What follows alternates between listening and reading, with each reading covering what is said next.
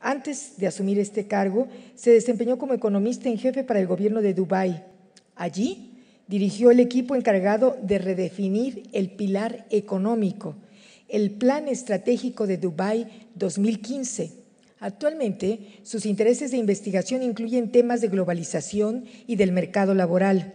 El doctor Safadi abordará el tema de los tratados comerciales, los famosos NAFTA y el TTP. Bienvenido, doctor. Lo escuchamos con mucha atención. Adelante. Thank you very much. Thank you. I have so much stuff on me. I had prepared an opening to first, thank you for being here this late of the day on a Saturday. But then I was inspired by the video that was just played a few minutes ago. Fear and hope. So if you were to go back 20 years ago, when NAFTA was being negotiated and then thrusted within the legislative branches, there were both fears and there were hopes on all sides, whether in Canada, US, or Mexico. If you all remember, there was a fear of the great sucking sound of jobs migrating from the United States or from Canada to Mexico. There was also fears in Canada about the cultural diversity, about the French language there. Too many fears. What is today clear is that 20 years ago, both the supporters of NAFTA and the detractors of NAFTA were all wrong with their predictions. Today, it is very simplistic to say all the successes of Mexico's economy can be traced back to NAFTA. And it will be also naive to think that all the ills or failures of Mexico's economy can be traced to NAFTA. Everything else we can talk about. But I'm going to talk about two things that make NAFTA stand out, as if then it was a choice. I take a look at it 20 years down, and I don't think it was a choice.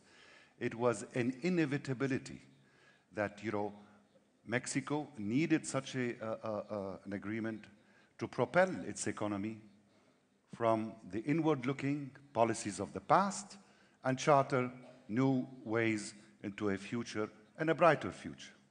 Let's take a look at the numbers, and I have them next to me in terms of the trade and investment. Back in 1994, Mexico's exports to the United States only were $50 billion.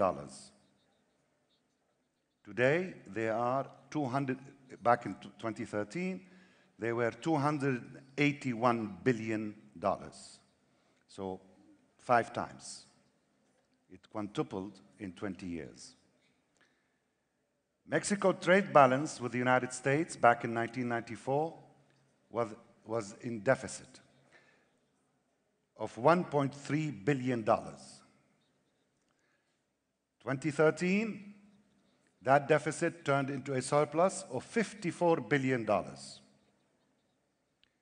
Today, the US is by far the largest trading partner of Mexico, taking in more than 80% of Mexico's exports. Mexico's share in the US import market, total imports of the United States, Mexico make up something 12%. Back in 1980s, the late 80s, oil and raw materials made up 80% of Mexico's total exports. Last year, 20 years after NAFTA, 83% of Mexico's exports are manufactured goods. Quite a transformation, you'd think, no? 1/5 of these manufactured goods are in medium to high skill, high technology goods. Today's trade contribution to Mexico's GDP is 63% versus 25% just 20 years ago.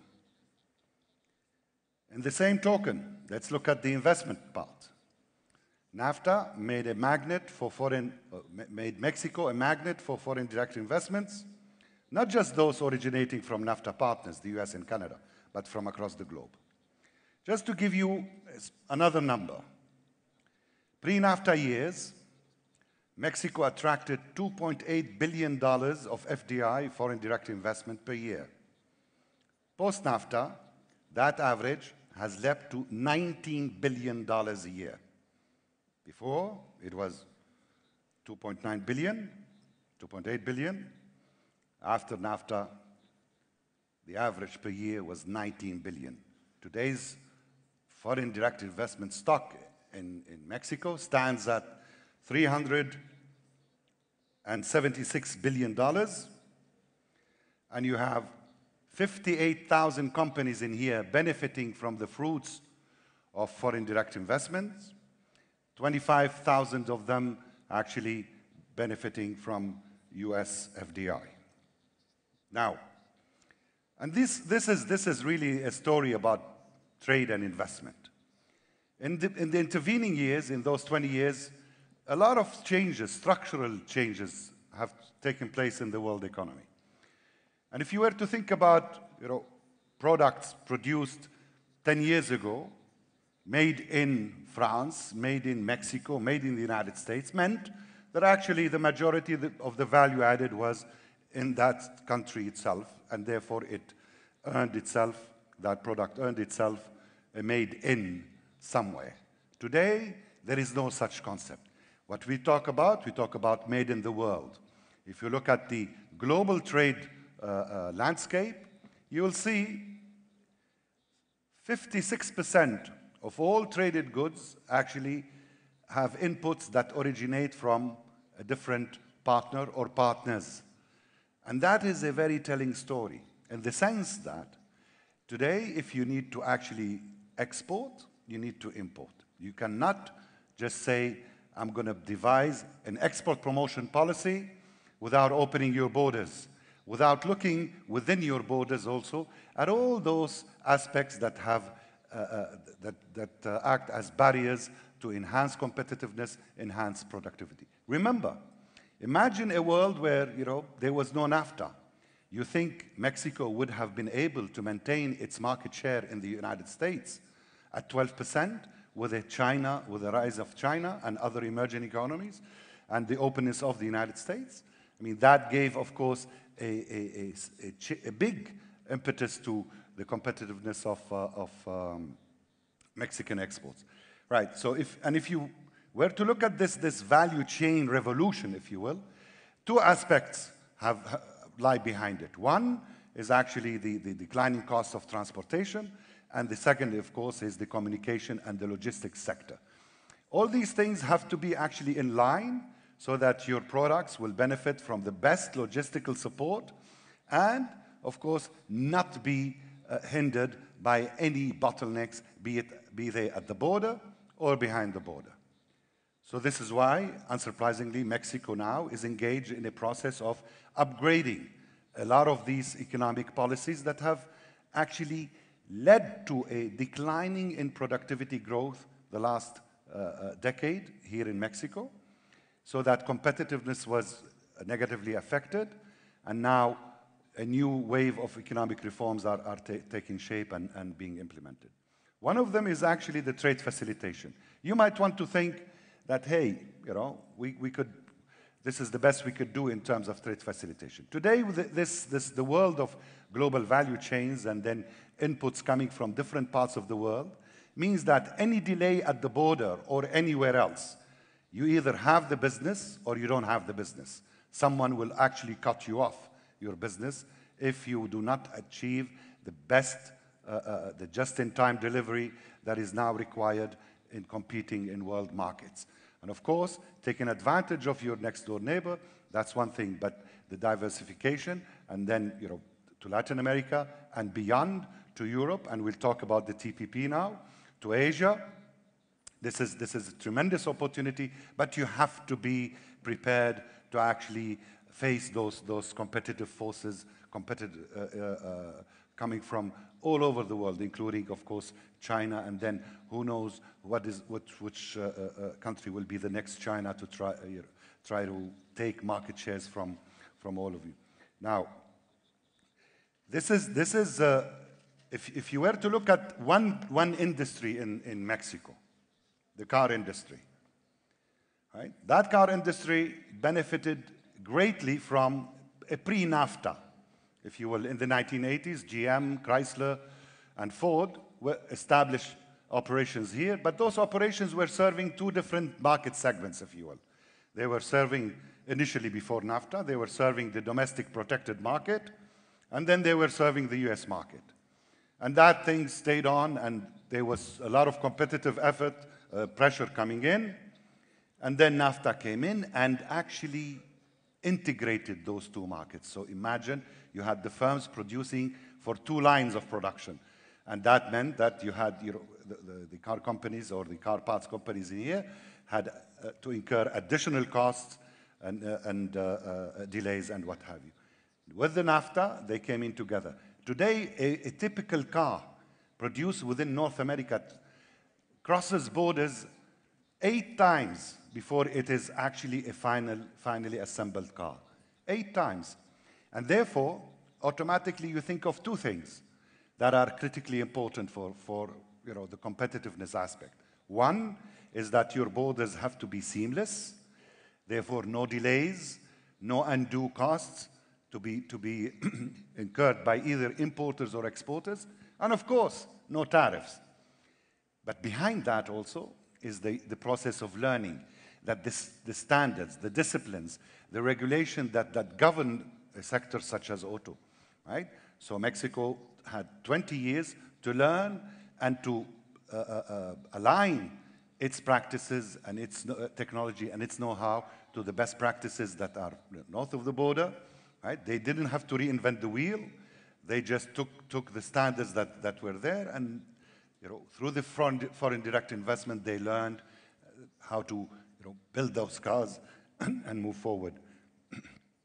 So 8 times a car crosses border. The first thing, as I said, is trade facilitation. The next thing is what? Is all the services that go into the production of a car. Those services are a critical aspect in today's world economy. In Mexico, do you know the contribution of services to your gross domestic product? 62% of GDP in Mexico is services. 58% of employment opportunities in Mexico the last 10 years are in the service sector. And here it lies actually the puzzle. Where you need to, for Mexico and for Tijuana, is to actually take a look at the services sector and how you can make that service sector more competitive. And I'm talking services such as finance, transport, insurance, you name it. These are the critical sectors that will allow you to move forward and enhance your competitiveness, and of course, withstand all the competitive pressure coming from China and other countries. Now people, ever since I came here, people were asking me, is there a need for a NAFTA 2.0? I think the answer came 2 years earlier, back in 2012, when Mexico was invited to join the Trans-Pacific Partnership, which is an agreement that is being negotiated today amongst 12 partners, of course, Canada, US, Mexico, Peru, Chile from this side. Then you move to Asia, you have Australia, New Zealand, Singapore, Brunei, and Malaysia. So this is an agreement that is coming 20 years after NAFTA. And it's coming at a time when Mexico, in here, is engaged in some serious, deep economic reforms, cutting across all sectors, whether you talk about competition policy, whether you talk about intellectual property rights, labor laws, environmental laws, the ITC, information technology, the telecom industry, the energy, of course, sector. All these reforms are coming at a time when you have a TPP coming in, and Mexico is party to the negotiations. Of course, those negotiations, may last, a bit more than they were foreseen. The original date was end of this year, and that might be extended till next year.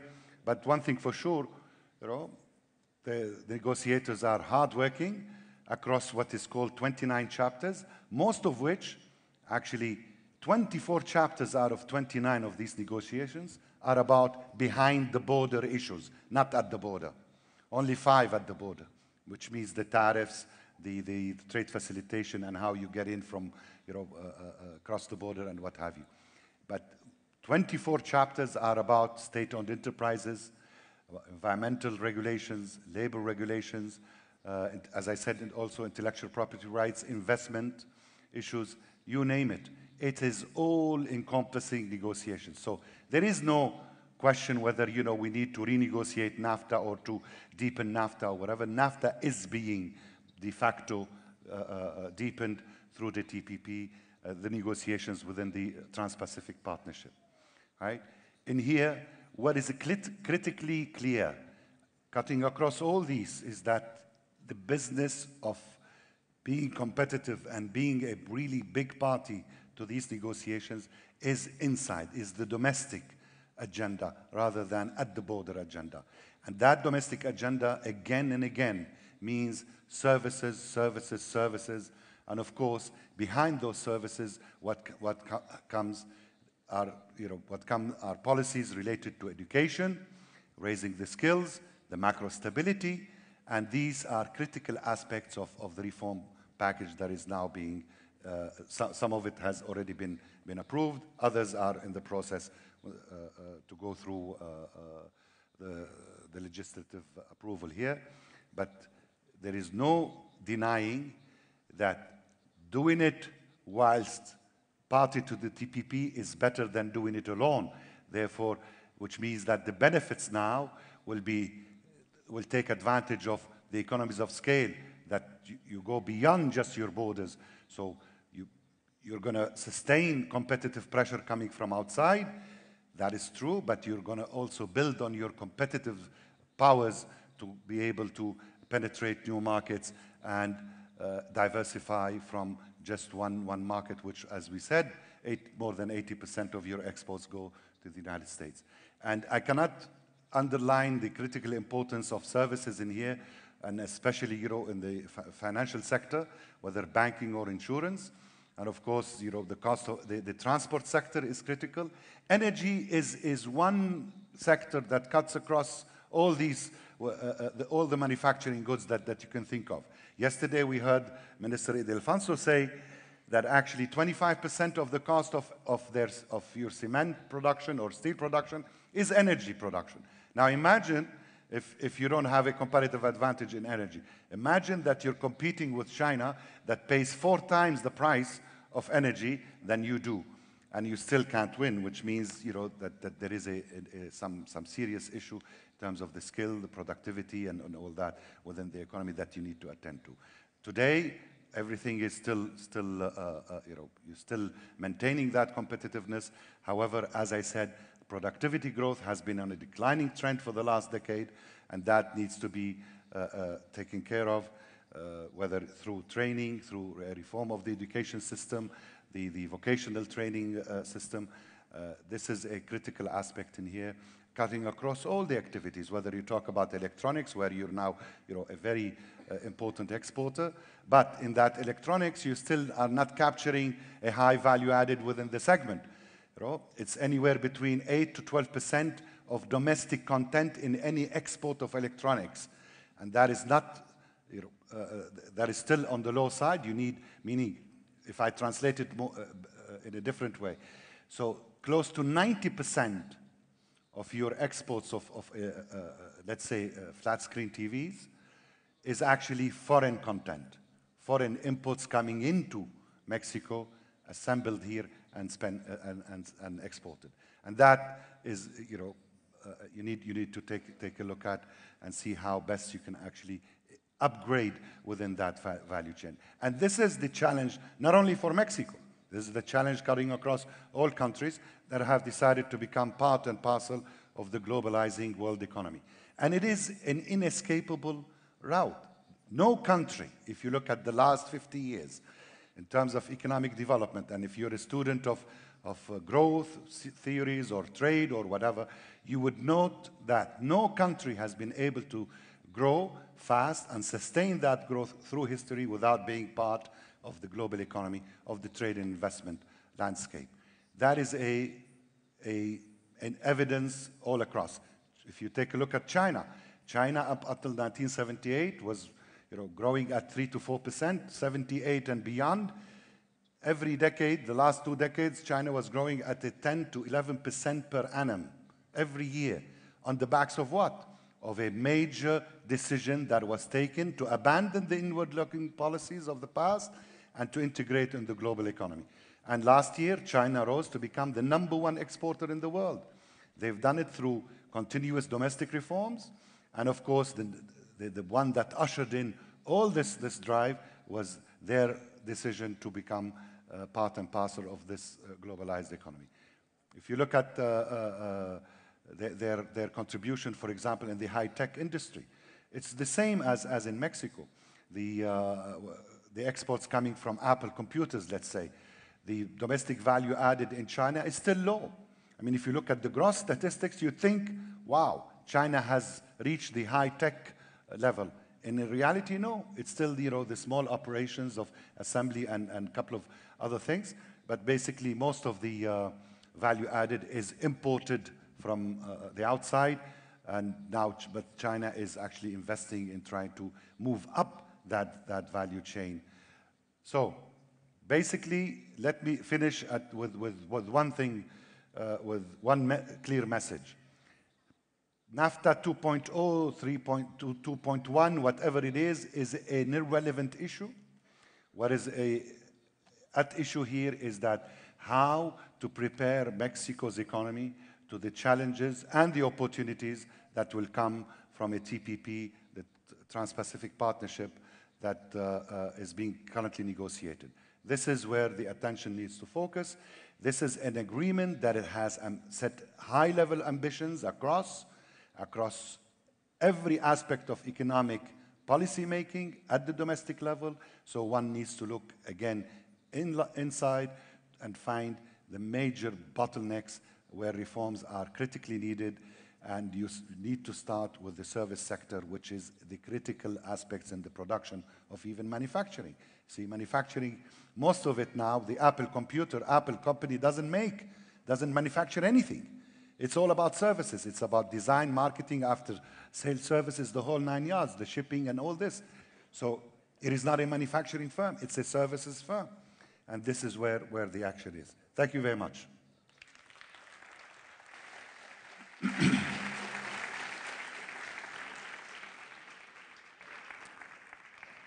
I'm feeling lonely here, so how do we open the floor for questions?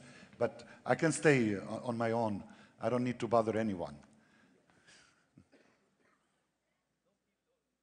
Yeah, thank you.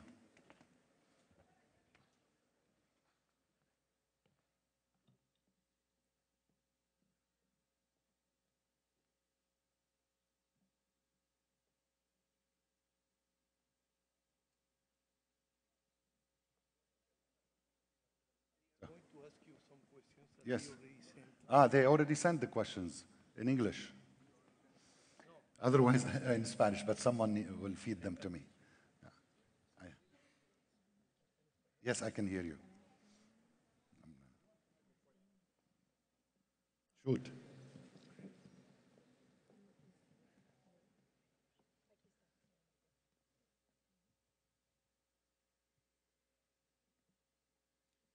How do you see possible commercial trading between USA, Canada, and Mexico in 20 years? How do you foresee this trade?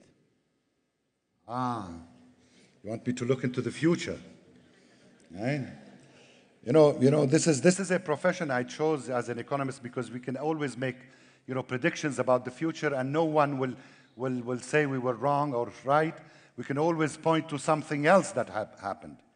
But one thing for sure, as far as the trade is concerned, it has nowhere else to go but up.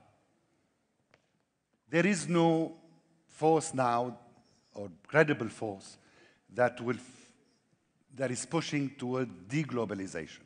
No matter what you hear. Even when you hear about, the reindustrialization policy of one country, remanufacturing, trying to bring the jobs back home and all this, it is no longer feasible. Multinational companies now, are trading and investing across the globe. They know the global market. It's no longer about a very specific, localized domestic market. It is the global market. They're out there offshoring. They're doing, subcontracting. They're doing whatever it takes to actually cut into their operating costs and be more competitive than the next. And that is key. So trade and behind it investment. These two things are two sides of the same coin. So people try to talk about trade in a separate breath as investment, but although both of them, as I said, they're two sides of the same coin. And as you saw, the success of Mexico, looking back 20 years, is both on the trade and on the investment side. Companies came here, invested to trade. Some traded and then invested. And these two actions, we want to ensure that the policy framework is accommodating not just for the FDI, the foreign direct investment, but also for the trade aspect. Yes. Le preguntan que a partir del 1 de enero China se convierte en la primera economía mundial. ¿Cómo va a afectar esto a la política económica de Estados Unidos?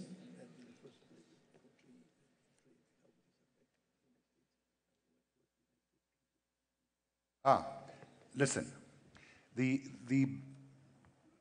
why China has taken that big of a market share in the United States and that bilateral deficit between the US and China. From an economic perspective, these reflect two things: saving and investment behavior. Chinese, they save a lot. Americans, they dissave.